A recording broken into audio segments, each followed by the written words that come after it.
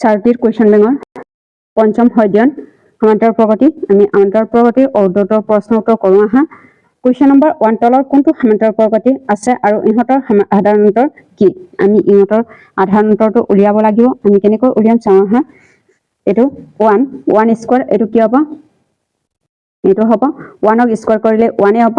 2 3 square কৰিলে 9 তাৰ পিছত 5 ক স্কয়াৰ কৰিলে 25 4 ক স্কয়াৰ কৰিলে 49 ডট ডট ডট হ'ব এটো সমান্তৰাল প্ৰগতি গঠন নকৰে এতিয়া ইয়াত কি হ'ব -4 এটো -4 ফাৰ্ষ্টত আমি -4 প্ৰথম দ্বিতীয় পদটো লম তাৰ পিছত মাইনাস ইয়াত -6 ইকুৱেল টু মাইনাস ইয়াত 4 -4 +6 ইকুৱেল টু এটো পৰা এটো মাইনাস কৰিলে কি হ'ব 2 হ'ব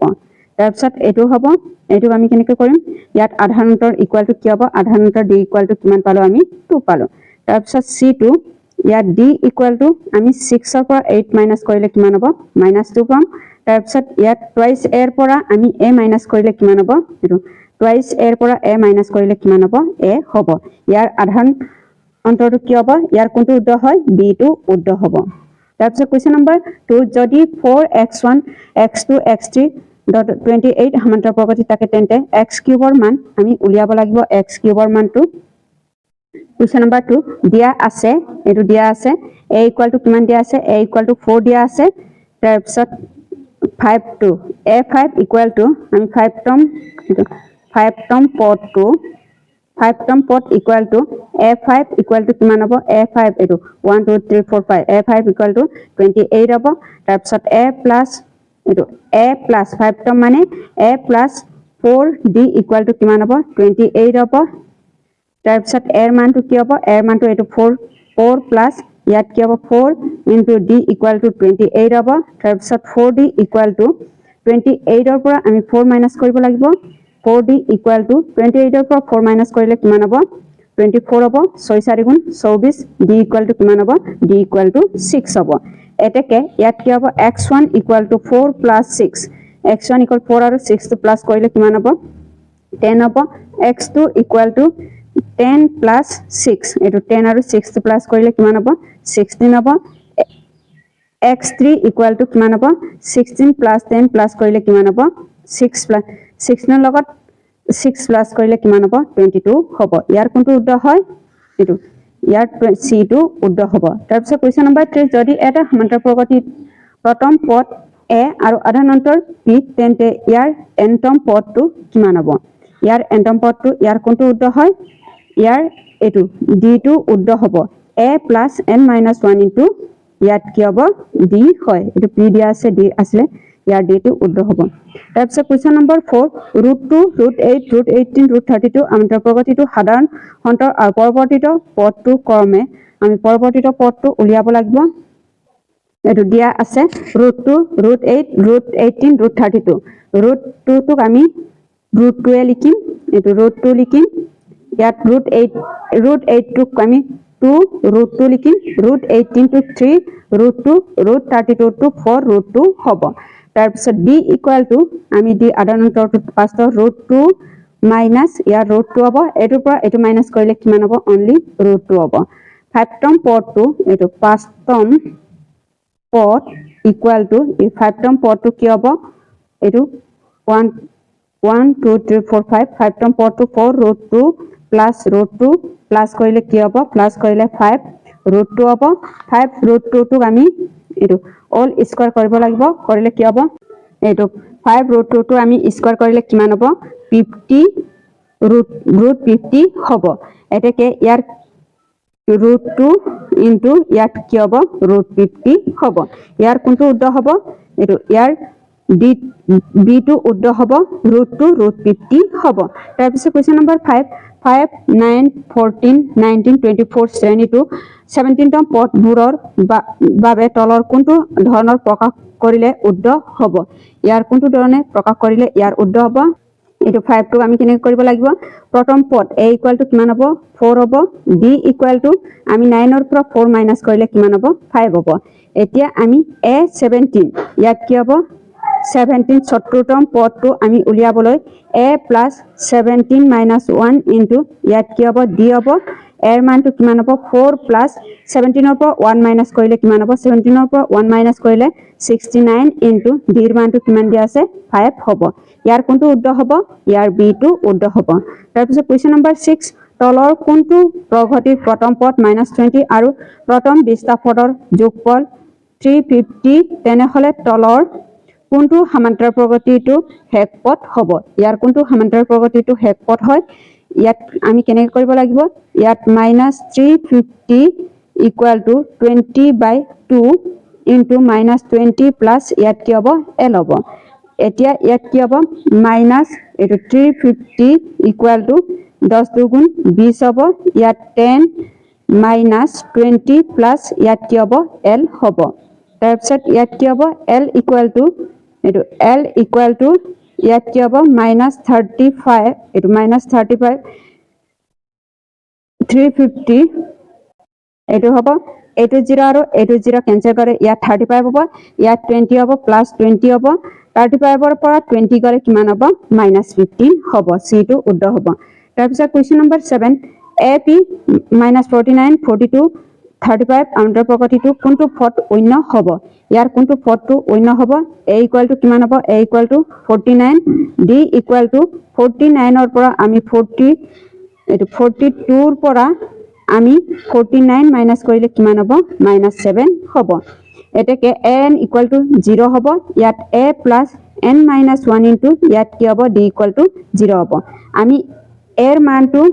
এটো হ'ব এটো দিয়া আছে তাৰ পিছত a ৰ মানটো কিমান দিয়া আছে 49 প্লাস n মাইনাস 1 d ৰ মানটো -7 ইকুৱেল টু 0 হ'ব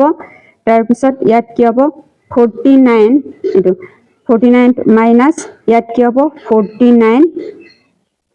sorry ইয়াত -7 n -1 ইকুৱেল টু এটো মানচিনাৰি পালে গলে -49 হ'ব মাইনাস মাইনাস কেনসেল যাব 7 গুণ 49 তাৰ পিছত n + 1 ইকুৱেল টু ইয়াত কি হ'ব 7 হ'ব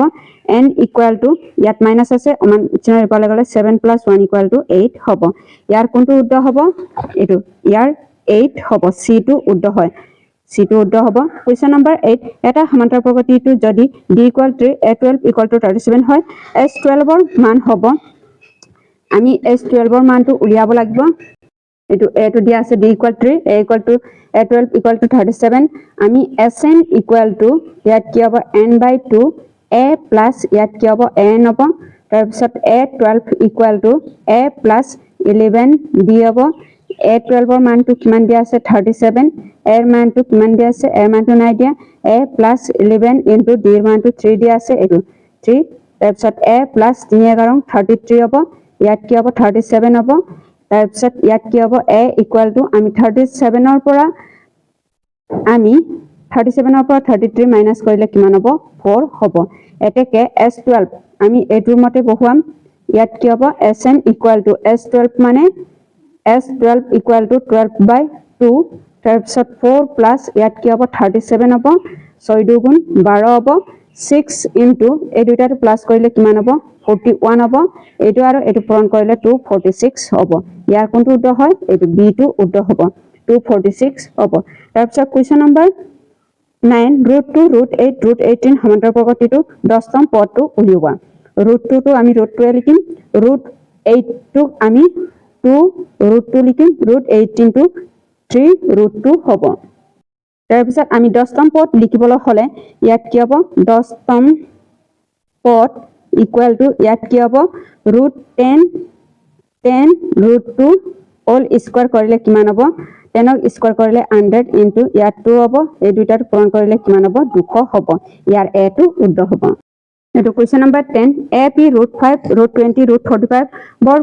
পিছৰ পদটো ইয়াত কি হ'ব a1 = √5 a2 = √20 √20 to 4 into 5 ইয়াত 2 √5 হ'ব 4 ৰ স্কয়াৰ টো 2 হ'ব তাৰ পিছত a3 = √45 √45 টো আমি 9 into 5 9 ৰ স্কয়াৰ টো 3 হ'ব 3 √5 হ'ব এতিয়া সমান্তৰাল প্ৰগতি d = ইয়াত কি হ'ব a2 - a1 a2 মানটো কি হ'ব a2 মানটো 2 √5 মাইনাস ইয়াত √5 মাইনাস কৰিলে কিমান হ'ব 5 হ'ব আৰু চতুৰ্থ পদটো এটো চতুৰ্থ পদ ইকুয়াল টু ইয়াত কি হ'ব a4 equal to a3 plus d তাৰ পিছত ইয়াত কি হ'ব 3 √5 প্লাস a2 √5 এই দুটাটো প্লাস কৰিলে কিমান হ'ব 4 √5 হ'ব আমি √5 টো আমি √5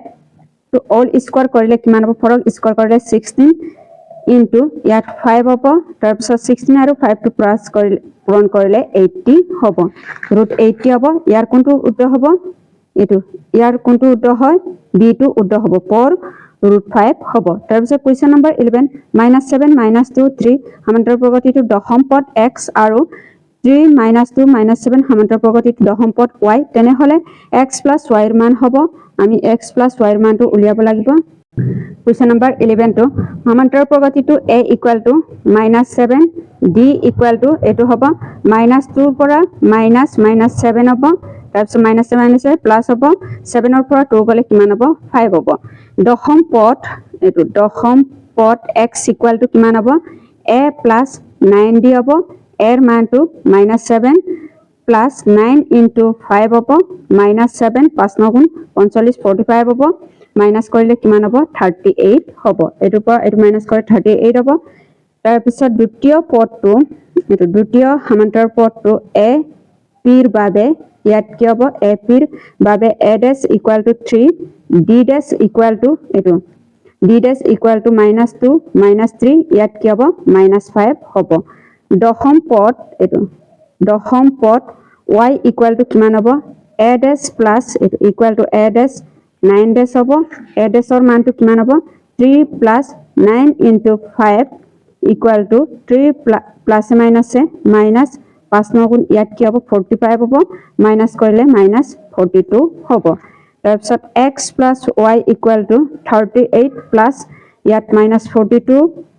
প্লাস মাইনাস 38 ৰ পৰা 42 কৰে কিমান হ'ব -4 হ'ব ইয়াৰ কোনটো উত্তৰ হ'ব d টো উত্তৰ হ'ব কোৱেশ্চন নম্বৰ 12 এটা সমান্তৰাল প্ৰগতিটো এন্টম পদ 3 + twice n হলে আধাৰণ অন্তৰটো কি হ'ব এটো ইয়াৰ আধাৰণ অন্তৰটো আমি উলিয়াব লাগিব ইয়াৰ a3 = এটো an = 3 + twice n হ'ব a1 = 3 + 2 into 1 = ইয়াত 5 হ'ব 2 গুণে 2 2 ৰ লগত 3 প্লাস কৰিলে 5 হ'ব তাৰ পিছত n = 2 দিলে a2 = ইয়াত 3 + 2 into 2 2 2 গুণ 4 4 ৰ লগত 3 প্লাস কৰিলে ইয়াত কি হ'ব 7 হ'ব d = 7 ৰ পৰা আমি 5 মাইনাস কৰিলে কিমান হ'ব 2 হ'ব ইয়াৰ কোনটো উত্তৰ হয় এটো উত্তৰ হ'ব কোৱেশ্চন নম্বৰ 13 প্ৰথম এশটা স্বাভাৱিক সংখ্যাৰ সমষ্টিৰ বাহিৰৰ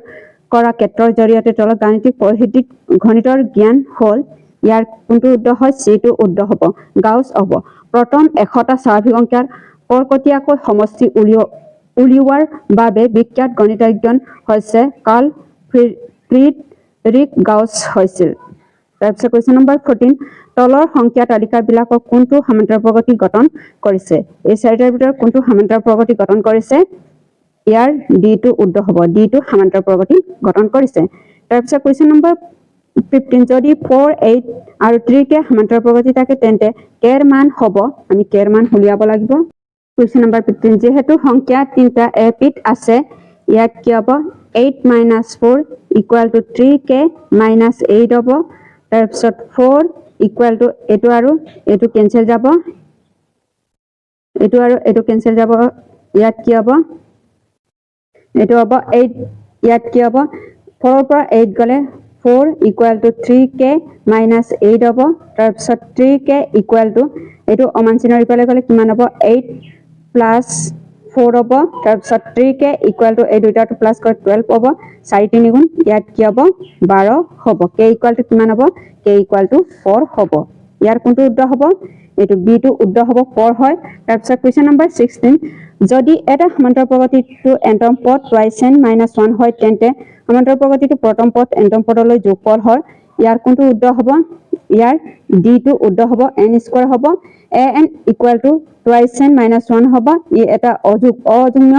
সংখ্যাৰ শ্ৰেণী প্ৰথম এটা অযুগ্ম সংখ্যাৰ যোগফলৰ উত্তৰ হৈছে n² হ'ব a1 = কিমান হ'ব 1 an = কিমান হ'ব twice n - 1 হ'ব আমি উত্তৰ মতে কৰিলে ইয়াত কি হ'ব n² হ'ব তাৰপিছত কুৱেশ্যন নম্বৰ 7 এটা সমান্তৰাল প্ৰগতিটো প্ৰথম পদ 4 আৰু আধাৰ নম্বৰ -2 তেন্তে সমান্তৰাল প্ৰগতিটো 20তম পদলৈ যোগফল উলিওৱা আমি 20তম পদলৈ যোগফল উলিয়াব লাগিব কুৱেশ্যন নম্বৰ 17 ত দিয়া আছে a = 4 d = -2 n = 20 দিয়া আছে তাৰপিছত sn = n ৰ মানটো 20/2 তাৰপিছত ইয়াত কি হ'ব 2 * 4 প্লাস ইয়াত 20 - 1 d ৰ মানটো -2 দিয়া আছে তাৰপিছত 10 × 2 = 20 হ'ব ইয়াত 10 হ'ব তাৰপিছত ইয়াত কি হ'ব 4 × 2 = 8 হ'ব ইয়াত 20 ৰ পৰা 1 মাইনাস কৰিলে ইয়াত কি হ'ব 19 - 2 হ'ব এতিয়া ইয়াত কি হ'ব 10 ইয়াত 8 19 আৰু 20 টো প্লাস 19 আৰু 2 টো পূৰণ কৰিলে 2 - 38 হ'ব তাৰপিছত 10 * এইটোৰ পৰা এইটো মাইনাস কৰিলে কিমান হ'ব -30 হ'ব পূৰণ কৰিলে কিমান হ'ব 10 আৰু 30 টো পূৰণ কৰিলে -300 হ'ব ইয়াৰ কোনটো উত্তৰ হয় ইয়াৰ a টো উত্তৰ হ'ব কুৱেশ্যন নম্বৰ 18 তলৰ কোনকেইটা সমান্তৰাল প্ৰগতি গঠন কৰে ইয়াৰ কোনটো সমান্তৰাল প্ৰগতি গঠন কৰে ইয়াৰ সমান্তৰাল প্ৰগতিটো d 2 আৰু 4 টো গঠন কৰে এটো d আৰু d টো উত্তৰ হ'ব দিয়াৰ পৰ কুৱেশ্যন নম্বৰ 19 তলৰ কোনটো সমান্তৰাল